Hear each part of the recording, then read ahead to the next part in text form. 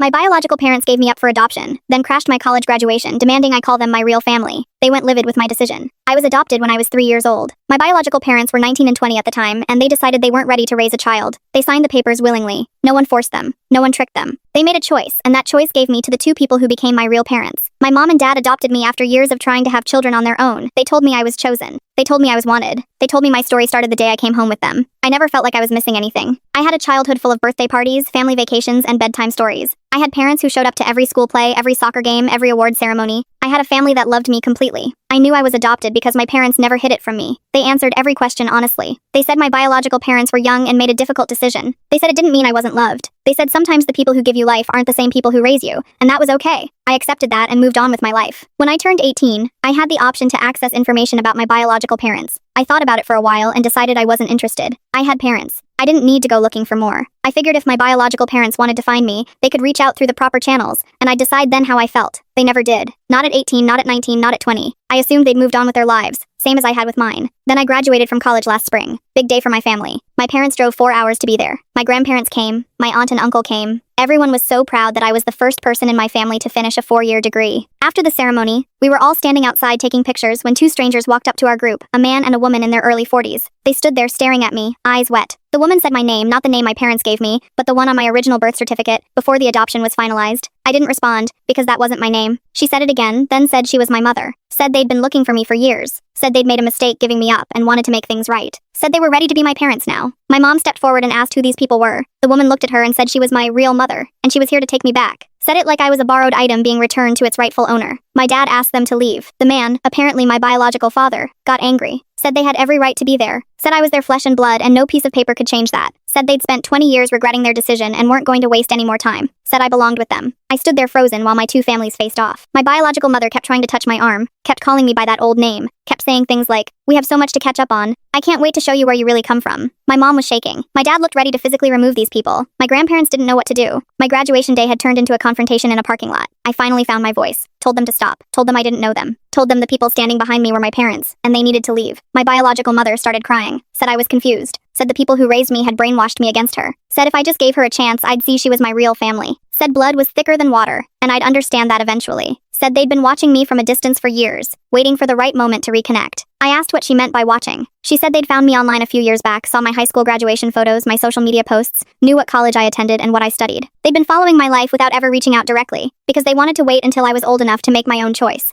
I told them they'd made their choice 2 decades ago, and I was making mine now. My biological father's face went red and he started yelling about how ungrateful I was. Said they'd given me life and I owed them at least a conversation. My dad stepped between us and told him if he didn't leave immediately, he'd call campus security. My biological mother grabbed her husband's arm, pulled him back, still crying and repeating my birth name like it would somehow make me respond. They finally started walking away, but she kept turning around to look at me. My whole body was shaking. Kayla put her arm around my shoulders and asked if I was okay. I couldn't answer, because I didn't know. My mom looked like she wanted to cry or scream, maybe both at once, her hands trembling, opening and closing like she didn't know what to do with them. My grandparents just stood there stunned. My aunt had her phone out like she'd been ready to call the police. Other families nearby, still taking their own pictures, were staring at us. I felt like everyone had just watched me get ambushed on what was supposed to be one of the best days of my life. We ended up back at my parents' hotel room instead of the nice restaurant where we'd had lunch reservations. Nobody knew what to say at first, just this heavy, uncomfortable silence. My dad kept pacing between the window and the door, muttering about restraining orders and harassment and how those people had no right. My grandparents sat on the couch looking stunned. My grandma kept patting my hand without saying anything. My aunt kept checking her phone like she was looking something up. My mom sat next to me on the bed, shaking even as she tried to hold it together. Kayla texted her parents, both retired. Her dad used to be a cop, her mom, a therapist. She stepped into the hallway to call them, came back about 10 minutes later with actual advice instead of just anger and confusion. Her parents recommended we document everything while it was still fresh, write down every word we could remember, take photos of anyone who might have witnessed it. So if my biological parents tried again, we'd have a record of this first incident. My dad grabbed the hotel notepad and pen right away. I started writing down everything from the parking lot, what my biological mother said first, what my biological father said when my dad asked them to leave, how she kept using my birth name, how they claimed to have been watching me online for years. My mom sat beside me and built a timeline. They approached us right after the ceremony while we were taking pictures. They knew where I went to college and what I studied even though I'd never told them. They claimed to have followed my social media without ever reaching out directly. My dad went back to the graduation venue with my uncle. They photographed the parking lot where it happened and got contact info from 2 other families who'd been standing nearby. One mom said she'd heard the whole thing and would happily write down what she witnessed if we needed it. Another dad said he'd accidentally caught part of our confrontation on video while filming his own daughter and offered to send us the file. My dad thanked them both and came back with their numbers and emails, looking relieved to have something concrete to do instead of just sitting there feeling angry and helpless. That night I couldn't sleep. Kept thinking about what my biological mother said about watching me for years. I grabbed my phone and went through all my social media accounts. My Instagram was public. My Facebook was mostly public, aside from some privacy settings I'd set in high school. My Twitter was wide open. I scrolled back years, trying to figure out how much of my life they could see. My high school graduation photos, family vacations, birthday parties, posts about getting into college and choosing my major, photos of me and Kayla at football games and campus events. They could see all of it. I felt sick looking at my own photos, knowing these strangers had been scrolling through them, collecting information about me without my knowledge or permission. Felt like a different kind of invasion, like they'd been standing outside my window, watching me live my life. I got up early since I couldn't sleep anyway, went through every account, and locked everything down to private or friends only. Went through my friend lists and blocked anyone I didn't personally know. Found 3 pending friend requests sitting in my folder, all generic names, no profile pictures, one from 2 years ago, one from 18 months ago, one from last year. Staring at those blank profiles, it hit me. These might have been my biological parents trying to get closer, trying to see more of my private posts or friend lists. I deleted and blocked all 3, changed my Instagram username, made Twitter fully private, went through and untagged myself from old photos, spent 3 hours scrubbing my online presence and still didn't feel safe. My parents drove me back to my apartment near campus later that morning. My lease was ending in 2 weeks anyway, so they helped me start packing. We were all jumpy, every passing car had my dad glancing out the window, every hallway footstep made my mom tense up. I kept expecting my biological parents to somehow know where I lived and show up. We packed boxes without talking much, the silence heavy, nobody sure what to say. My dad kept checking his phone like he was waiting on something. My mom kept reorganizing things that were already organized. I just wanted out of that apartment, away from a town where my biological parents now knew I lived. 2 days later, I got a Facebook message request from an account under my biological mother's name, her photo attached. I didn't open it right away,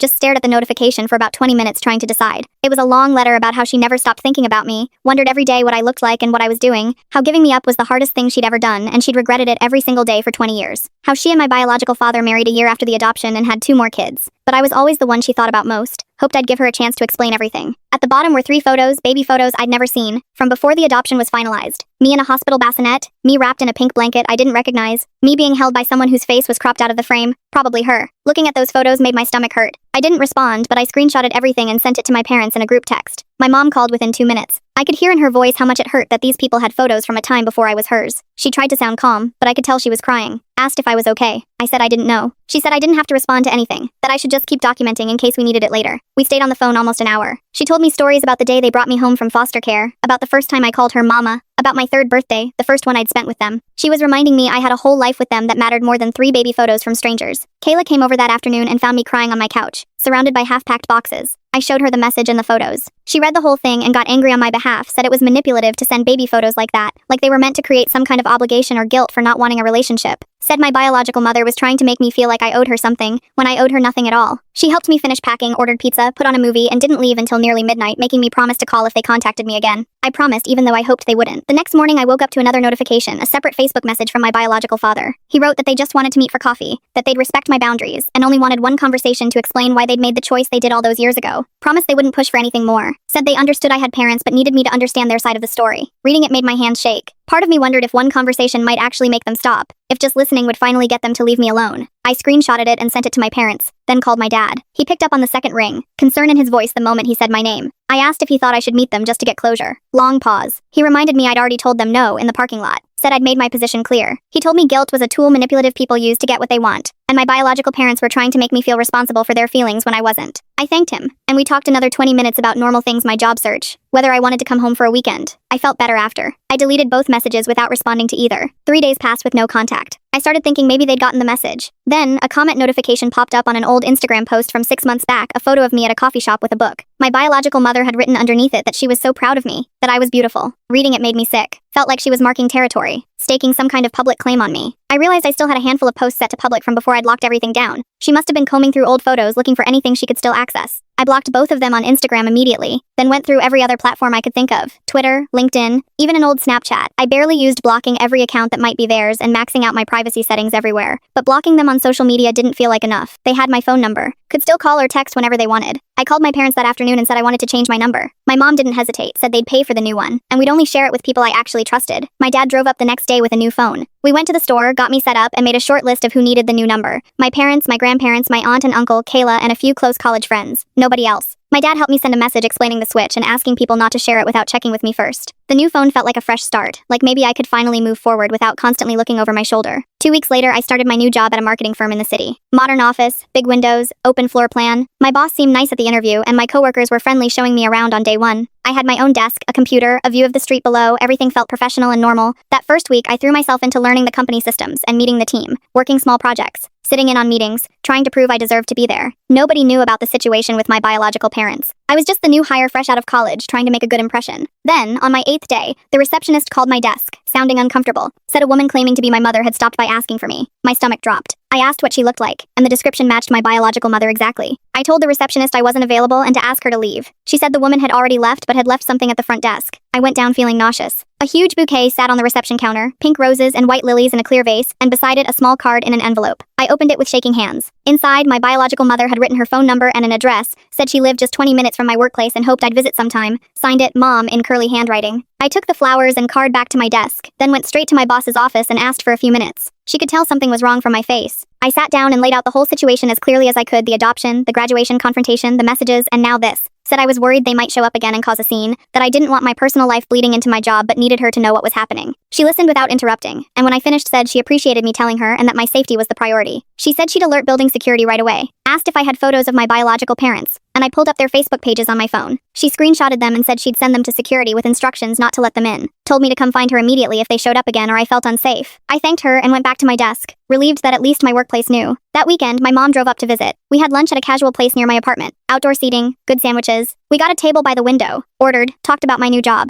She seemed happy I was settling into the city. Then her whole body went rigid. She was looking past me toward the entrance, her face gone pale. I turned around and saw my biological parents walking in, scanning the room. My biological mother spotted me and lit up. They started toward our table. I stood up before they could reach us, my voice louder than intended, wanting other diners to hear. Told them they needed to leave me alone, that showing up wherever I was wasn't reconciliation, it was stalking. My biological father stopped, hands raised like he was trying to calm me down, said it was just a coincidence, that they were grabbing lunch and happened to see me. But the restaurant was 40 minutes from the address on that card, the one where she'd said she lived 20 minutes from my workplace, in the opposite direction. Other customers were watching now. An older couple at the next table had stopped eating. A family with kids near the back was staring. The manager came over, middle-aged, concerned, asked if there was a problem. My biological mother's whole expression changed. Bigger tears now, hand on her chest, telling him I was her daughter, stolen from her years ago, that the woman across from me had taken me and poisoned my mind against her, that she just wanted her baby back. My mom stood up slowly, voice calm and steady despite her shaking hands, and told the manager these people were harassing us. He looked between my sobbing biological mother and my mom standing with her shoulders back, then asked my biological parents if they had a reservation. My biological father said they didn't need one. This was a family emergency. The manager said he'd have to ask them to leave. My biological father's face went red, pointed at me, said they weren't going anywhere without their daughter. The manager pulled out his phone and said he'd call the police if they didn't leave right now. My biological mother grabbed his arm, still crying, started walking toward the door. He followed, but turned back once, looked right at me, said they weren't giving up on me, said I'd understand someday when I had kids of my own. Then they were gone. The manager came back and asked if we were okay. My mom thanked him, said we were fine. He said the meal was on the house, and if they came back, he'd call the police immediately. We sat back down, but I couldn't eat. Everything on my plate tasted like nothing. My mom tried a bite of her sandwich and put it back down. My hands wouldn't stop shaking. I hid them under the table. My mom reached over and touched my arm, asked if I wanted to leave. I nodded. We walked out to the parking lot, and I kept expecting my biological parents to be waiting by the car. They weren't. We drove back to my apartment in silence. Once inside, my mom made tea even though neither of us drinks it. We sat on the couch and she asked what I wanted to do. I said I didn't know. She said we should talk to a lawyer about making them stop legally. I asked if that was really necessary. She said, showing up at my workplace and now following us to a restaurant wasn't normal behavior, and it would only get worse if we didn't do something. I knew she was right. My mom called a friend who recommended someone, Nicole Holloway, a family law attorney who handled harassment and stalking cases. She got me an appointment for the following Tuesday.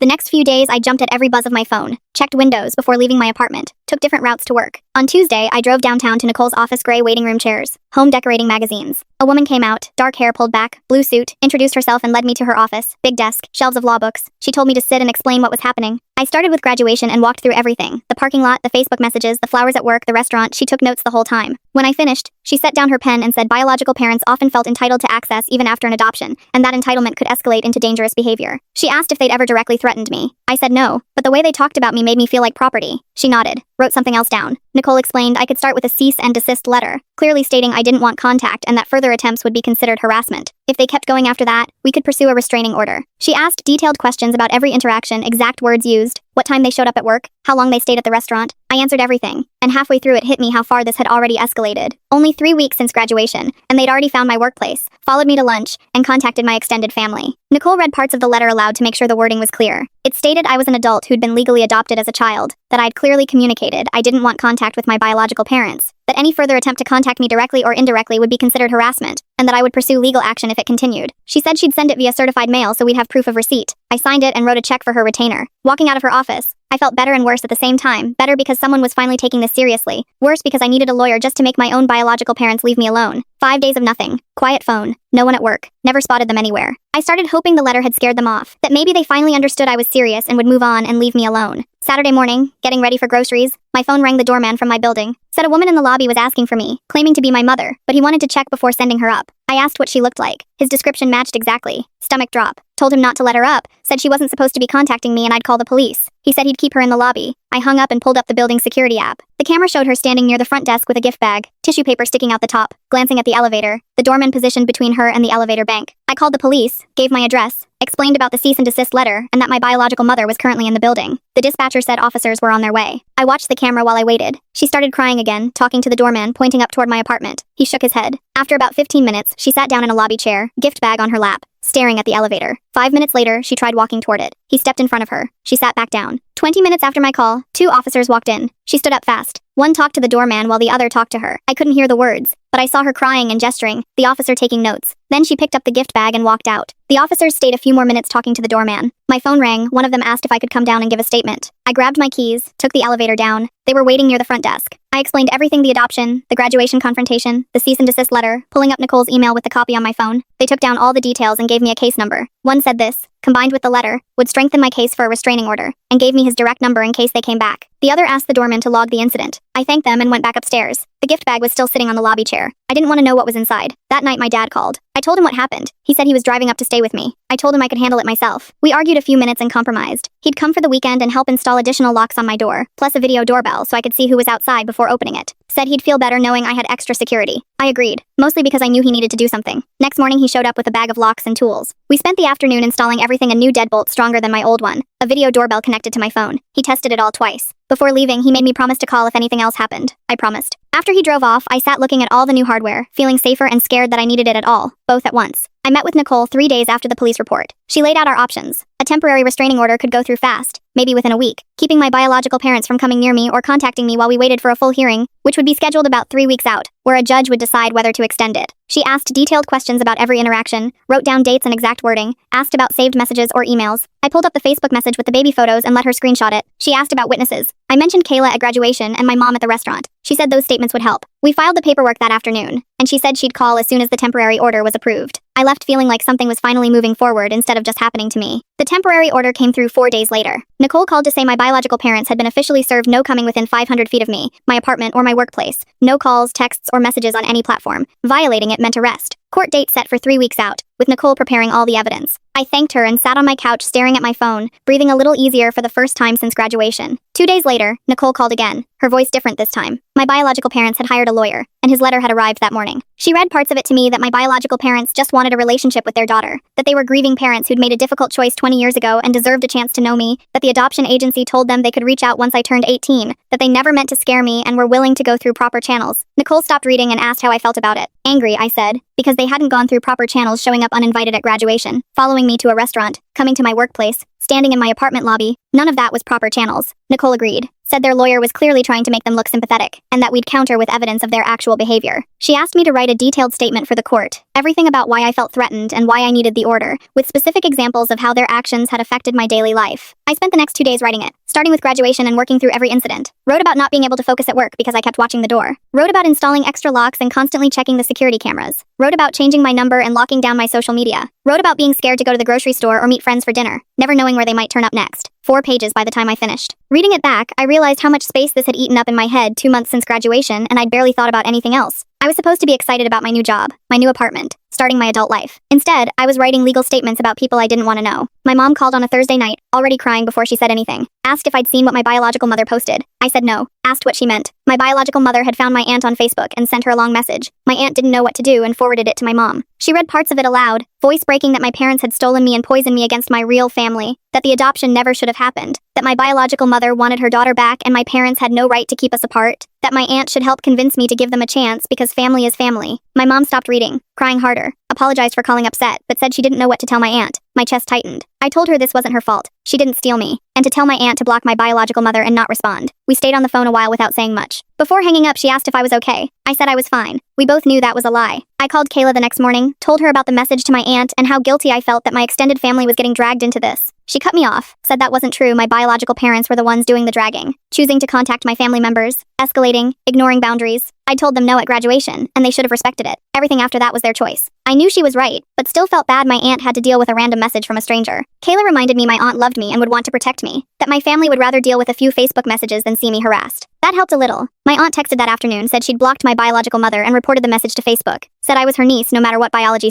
said she'd watched me grow up and knew exactly who my real parents were, said if they contacted her again, she'd handle it and I shouldn't worry. I thanked her, told her I loved her. Her message helped, but I hated that she'd had to deal with any of it. She had nothing to do with this and was just trying to support me, and now she was getting harassed too. The court date finally arrived. I met Nicole at the courthouse an hour early. She had a folder of printed evidence and a list of what she wanted to present. We went through it once more while waiting. She told me to stay calm on the stand, just tell the truth about how their behavior made me feel, answer the judge's direct questions clearly, without getting too emotional if I could help it. I nodded, hands shaking. We walked into the courtroom and I saw my biological parents on the other side with their lawyer. My biological mother tried to smile at me. My biological father just stared, like he was trying to make me look back. I focused on Nicole's notepad instead. The judge came in, everyone stood, my heart pounding so hard I thought people could hear it. My biological mother testified first, sat in the witness chair, her lawyer asking questions. She talked about being 19 and scared when she got pregnant, about the adoption agency telling her it was the right choice, about years of therapy dealing with the grief of giving me up, cried talking about wondering what I looked like, whether I was happy, said the agency told her she could reach out once I turned 18, that she'd waited until I graduated college because she wanted me mature enough to understand, said she just wanted a chance to know me, never meant to scare me. Her lawyer asked if she loved me. She said yes, through tears, said I was her daughter and she'd thought about me every day for 22 years. The judge listened, took notes. I sat there feeling sick. Then it was Nicole's turn. She had photos from graduation, the police report from the restaurant, the incident report from my workplace, the security footage from my apartment building. She laid it all out in order, showing the pattern they hadn't gone through the adoption agency, hadn't sent a letter or requested mediation. They'd shown up at graduation and caused a scene, followed me to a restaurant when that didn't work, came to my workplace, appeared at my apartment building. She showed the Facebook message with the baby photos, the message sent to my aunt, and asked the judge to note that each incident happened after I'd clearly said I didn't want contact. The judge studied the evidence, his expression shifting, looked at my biological parents, then back at the papers. Then it was my turn. I walked up, promised to tell the truth. Nicole asked me to walk through graduation, the parking lot, using my birth name, me telling them no and to leave. Then the restaurant, the workplace visit, the apartment building, the extra locks, the video doorbell, checking the cameras, being afraid to leave my own apartment. The judge asked directly if I wanted any contact with my biological parents. I said no. Asked if I'd ever given them reason to think I wanted contact. No. Asked how their behavior made me feel. I said it made me afraid in my own home and workplace. That I already had parents who raised me and loved me. That my biological parents had given me up 22 years ago and I respected that choice. But I didn't want them in my life now. The judge thanked me and I went back to sit with Nicole. My biological mother was crying again. My biological father looked angry. I kept my eyes on the table and waited. The judge went through the papers once more, set them down, picked up his pen, and wrote on the order form. My biological mother kept crying, her lawyer's hand on her shoulder. My biological father sat rigid, jaw locked. The judge looked up and started reading. He granted a restraining order for a full year, starting immediately. No contact of any kind, no calls, messages, emails, letters, no showing up at my home or workplace, no contact through third parties, nothing indirect either. Within 500 feet of me was a violation. Contacting anyone in my family was a violation. He said the evidence showed a clear, escalating pattern of boundary violations, that my biological parents had had multiple chances to respect my clearly stated wishes and chose not to, and that a restraining order was necessary to protect my safety and peace of mind. Both of them turned to look at me when he finished. My biological mother's face was red and wet. My biological father looked angry but also confused, like he genuinely thought the judge would side with them just because we shared DNA. Their lawyer started gathering his papers, whispering to them I caught something about needing to take this seriously now. Nicole touched my arm, asked if I was okay. I nodded, though I felt shaky all over. We walked out into the afternoon sun. My legs felt weak. I had to stop on the steps to catch my breath. Nicole waited beside me while I pulled myself together, said I'd done really well in there and the judge clearly understood the situation. Then she said something that made my stomach drop. Some people violate restraining orders anyway. Said I needed to stay alert and document anything that happened, call the police immediately if they contacted me at all, save any evidence. said violations could mean arrest, but that didn't always stop people who felt entitled to access. I asked if she thought they'd try again. She said she couldn't predict it, but the pattern so far suggested they didn't respect boundaries. She handed me her card again, told me to call anytime, day or night. I put it in my wallet and watched her walk to her car. 2 weeks passed with no contact. I checked my phone constantly at first, expecting messages or calls. Looked over my shoulder in parking lots, scanned every restaurant and coffee shop. Nothing happened. My building manager knew about the order and had their photos at the front desk. Workplace security had their information too. I started to relax. Work was going well, and I was getting better at my job every day. I made friends with 2 women in my department. Started having lunch with them. One invited me to her birthday party that weekend, and I went and met more people. Felt like I was finally building a normal life. My parents called every few days to check in, clearly worried but trying not to show it. I told them I was fine and meant it. For the first time in weeks, I could focus on my career and my future instead of constantly watching behind me. Then I came home from work on a Tuesday and found an envelope taped to my door. No return address, no stamp, just my name and handwriting I didn't recognize. My hand shook pulling it off. I went inside, locked all 3 locks, then opened it. A long handwritten letter on lined notebook paper, messy and rushed, from my biological mother. She wrote that the judge didn't understand the situation, that I was her daughter, no matter what any court said, that she knew I was confused and scared but would wait as long as it took, that she'd thought about me every single day for 22 years and wasn't giving up now, that blood was thicker than water and eventually I'd realize that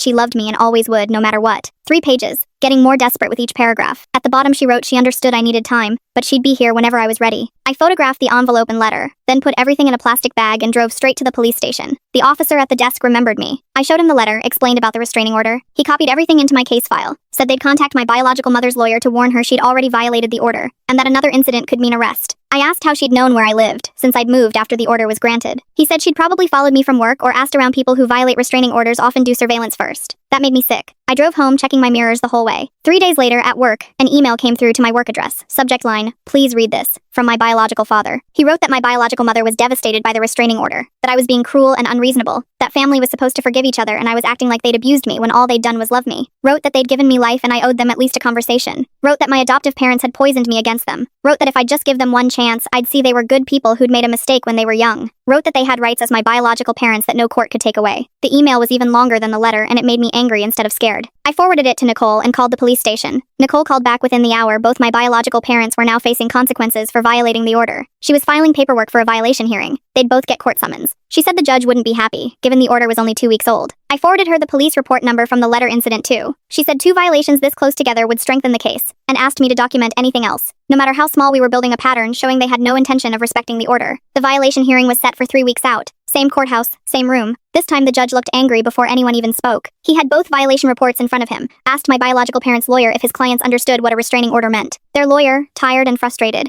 said he'd explained it to them multiple times. The judge asked my biological parents directly if they understood that any contact was prohibited. My biological mother started crying, said she'd only wanted to send a letter. The judge said that was exactly what the order prohibited. My biological father said the email wasn't technically direct contact since it went to my work address. The judge said that was absolutely direct contact, and showed a deliberate effort to get around the order. He extended the restraining order to 2 full years, said the next violation would mean jail time, not just fines, said they'd shown they couldn't be trusted to respect boundaries, even with a court order in place, and that if they truly cared about me, they'd respect my clearly stated wishes instead of continuing to harass me. My biological parents both looked shocked. Their lawyer started talking to them in urgent whispers. I heard him say they were making things worse for themselves, that if they violated the order again he'd have to withdraw as their lawyer, that they needed to accept I'd made my choice and leave me alone. Walking out of the courthouse that day, I felt different than the first time. Angry, not scared. These people had now been told twice by a judge to leave me alone, and they still thought they had the right to contact me. Their lawyer looked frustrated with them, and I heard him outside telling them they'd end up in jail if they kept this up. My biological mother was crying, my biological father's arm around her. Neither of them looked at me as I walked past with Nicole. A month passed with no contact, then another week, then another. I stopped checking my phone every 5 minutes, stopped scanning parking lots and restaurants, started to believe it might actually be over. My parents called wanting to visit. We planned a weekend and they drove up on a Saturday. We went to my favorite restaurant, ordered too much food, talked and laughed, felt like the graduation celebration we were supposed to have 3 months earlier. My mom kept reaching over to squeeze my hand. My dad looked more relaxed than I'd seen him in months. We spent the whole weekend together. No drama, no legal problems, no biological parents showing up, just us. When they left Sunday afternoon, my mom hugged me tight, said she was proud of me not just for graduating, but for handling everything that came after. My dad said I was stronger than I knew. I watched them drive away, grateful for the family I had, the one that chose me, that showed up for me, that never once made me question where I belonged. I started therapy a few weeks after the second hearing. My therapist asked what I wanted to work through. I told her I needed help processing everything. She asked how I felt about my biological parents. I said I wasn't sad about them specifically. I told her I didn't miss having them in my life or wonder what could have been. What I was grieving was the fantasy that, if they ever found me, they'd have been normal people who respected my choice. I'd imagined maybe one letter, saying they hoped I was happy, and leaving it at that. Instead, they'd shown up at graduation, stalked me for months, violated a restraining order twice. She asked if I felt guilty about the order. I said no, I felt angry it had been necessary in the first place. My parents visited again the weekend after that session. We sat in my living room with coffee, my mom fidgeting, avoiding eye contact. Finally, she said she needed to tell me something, admitted she'd been scared for months. I might secretly want a relationship with my biological parents, that she worried I was just protecting her feelings by rejecting them, that the fear had kept her up at night thinking I might choose them eventually. I put my coffee down and looked at her, told her adoption didn't work that way, that loving my family completely didn't require anything from biology, that my biological parents had given me DNA, but my real parents had given me everything else. We talked for 2 hours about adoption, family, what it means to choose each other. My dad sat there listening, holding her hand. By the end, she was crying but looked relieved, said she needed to hear me say all that out loud. I hugged her, told her she was my mom, and nothing would ever change that. Work called me in on a Tuesday morning 3 weeks later. My manager said they were impressed with my performance and offered me a project lead position over a team of 4. I accepted immediately, spent the rest of the day reading project files and meeting my new team. More money, more responsibility, and I threw myself into both. Felt good to have something positive to focus on after months of legal stress and family drama. Worked late most nights that first week, learning systems, building relationships with the team. The work filled my brain in a way that crowded out thoughts of restraining orders and court hearings. Kayla called on a Saturday morning, breathless and excited. Said she had news and I needed to come over right away. I drove over and found her standing in her doorway, waving her left hand, a ring on her finger. Engaged the night before, and she wanted me as her maid of honor. I screamed, hugged her, and we spent the whole afternoon looking at wedding dresses online. Over the next few months, I helped plan her bachelorette party and went dress shopping with her and her mom, 3 different bridal shops, trying on dresses, drinking champagne. Planning her wedding gave me back the fun milestone moments that graduation was supposed to be. We laughed until we cried in dressing rooms, stayed up late arguing about centerpieces and color schemes. Felt normal and happy, completely separate from everything else. I met someone at a work happy hour in late summer. A friend from another department brought her boyfriend, who brought his roommate. We got talking about a TV show we both watched and ended up sitting together the whole night. He asked for my number, and we went to dinner the following week. Dating him was easy. He knew the basics of the situation with my biological parents, but never treated me like I was broken. He listened when I needed to talk about it and let it go when I didn't. Movies, new restaurants, normal relationship arguments about whose turn it was to pick where we ate. He met my parents when they visited, and they liked him. My mom pulled me aside afterward and said she was glad I had someone who made me smile like that. Nicole called in early November to say my biological parents had filed a motion to modify the restraining order, wanted permission to send me 1 letter a year through her office. My stomach dropped. I asked if that could actually get approved. She said she'd argue against it, but judges sometimes allowed minimal contact in cases like this. I told her absolutely not, that any contact at all went against what I'd clearly stated I wanted. She said she understood and would make that case to the judge. The hearing happened 2 weeks later. I didn't have to attend. Nicole called after the judge denied the motion, told my biological parents to stop filing requests that went against my expressed wishes, and warned that continued attempts would be viewed as harassment. Nicole sounded satisfied, said the judge was clearly tired of seeing them in his courtroom. A week after that hearing, I got a LinkedIn message from someone with my biological mother's last name claiming to be her sister. She wrote that she understood I needed space, but hoped someday I'd be open to knowing my biological family. Said they all wanted to respect my boundaries, but also wanted me to know they existed. I stared at it for a long time, then blocked her and deleted the message. I called Nicole and told her. She said it wasn't technically a violation since it came from a different person, but it showed the whole extended family was now involved in trying to reach me, and she updated her files. Sitting in my apartment after blocking that account, something clicked. My biological parents and their extended family might never fully respect my boundaries. They might keep trying new angles, new approaches. The best I could do was maintain the legal barriers and build my life around people who actually respected me. I couldn't control what they did, only how I responded. Keep blocking, keep documenting, keep living my life anyway. That realization felt heavy, but also, in a way, freeing. My parents called in December, said they wanted to start a new tradition. Instead of dwelling on the graduation that got ruined, we'd have a big family dinner on my adoption day. The date was coming up in January, and they wanted to celebrate the day I officially became their daughter. I loved the idea immediately. Thank you. Kayla's wedding arrived in early fall, and I stood next to her in a bridesmaid dress holding her bouquet while she said her vows. The reception was at a barn strung with lights and wildflowers. When it came time for the maid of honor speech, I walked up to the microphone nervous but ready. Talked about how Kayla showed up for me during the hardest stretch of my life. Said real family isn't about biology or DNA tests. It's the people who answer your calls at 2 in the morning, who sit with you in courtrooms, who help you change your locks and remind you you're not crazy for setting boundaries. Real family shows up consistently, without needing to be asked. I looked out and saw my parents at their table, my mom crying, mouthing I love you, my dad smiling and nodding, proud. I finished the speech, everyone clapped, and Kayla hugged me so tight I could barely breathe. My boyfriend and I found a bigger apartment closer to both our jobs, 2 bedrooms, real closet space, a working dishwasher. We signed the lease, and I felt genuinely good about the fresh start. I didn't give my aunt and uncle the new address right away, just my parents and Kayla, for the first few months. My biological parents had never been to this building. They didn't know what neighborhood I lived in now, had no idea where to find me, and that felt safe. I decorated the living room with plants, hung photos of my real family on the walls. Every morning I woke up in a home that belonged to me and my boyfriend, one nobody else had a claim to. My life felt genuinely good for the first time since graduation. I had people around me I'd chosen, and who'd chosen me back. My parents called every Sunday just to check in. Kayla and I got lunch twice a month and talked about everything except my biological parents. Work challenged me in ways that made me better at my job. My boyfriend knew my coffee order and surprised me with my favorite takeout on bad days. My biological parents existed somewhere out there as two people who'd made a decision 20 years ago. I made my decision too. The family who raised me is my real family. That will never change. No matter how many letters get sent, no matter how many times someone tries to tell me blood matters more than love, I know the truth, and I'm done explaining it to anyone.